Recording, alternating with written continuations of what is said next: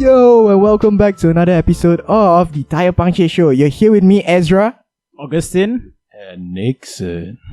Yeah, alright, we're gonna talk, as we come back again, we're gonna talk about a few other topics that, that came across our mind. It's burnouts from work. Not only from work as in like your normal working, but also burnout from studies and other things that stresses you out. So, like, we get expectations from family and pressure from oneself. And we are young people, so we do have to live up to a certain standards where people expect us to live. So that's how burnouts can come from. Different aspect, not even working in offices but even in your college and all. So yeah, work life, studies, burnout, stress. That's all the topic that we're gonna talk today.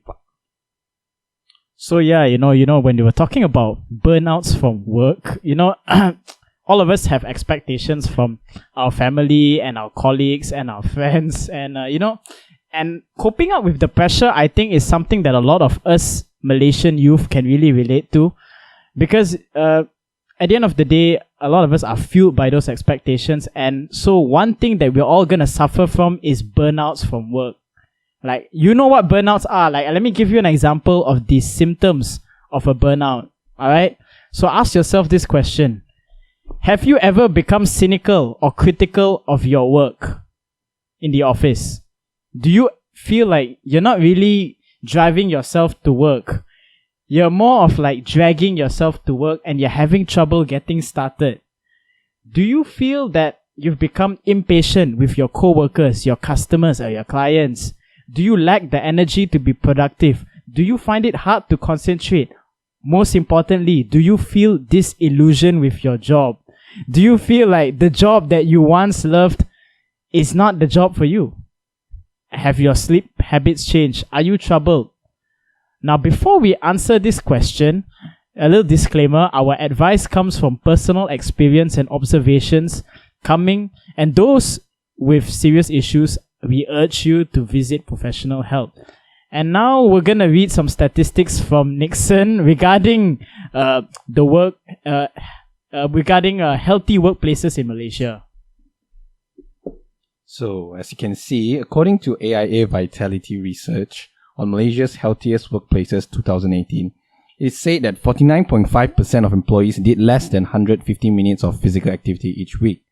And another statistic is 54.4% of employees slept less than 7 hours a night. Another 50.2% had a less one dimension of work-related stress. Okay, so the question today is, what do you think are the other causes of burnouts?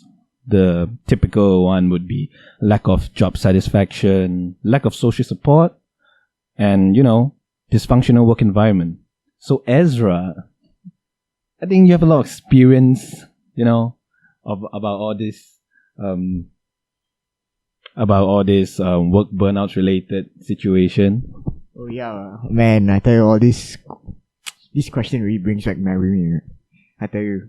But I was working for a particular firm for about a year, and yeah, it was really stressful due to you have to meet people's expectation, not only your client but your bosses also, and then also your work, like the amount of job that you get, like, because it's not really a big firm and all, but yeah, due to the size of it also, it's like mostly one man have to do like 5 man's job kind of thing like that. Yeah, so, and when it comes to burnout, it's actually really, yeah, you don't want to go through that. But it's part of life, I'm pretty sure. If you go through this type of burnout, it actually teaches you to toughen up and be a stronger person. And I'm pretty sure, yeah, Augustine also, he has a couple of experience too, yeah. Like, but Augustine it's in a different field of industry, so maybe he can also tell a little bit about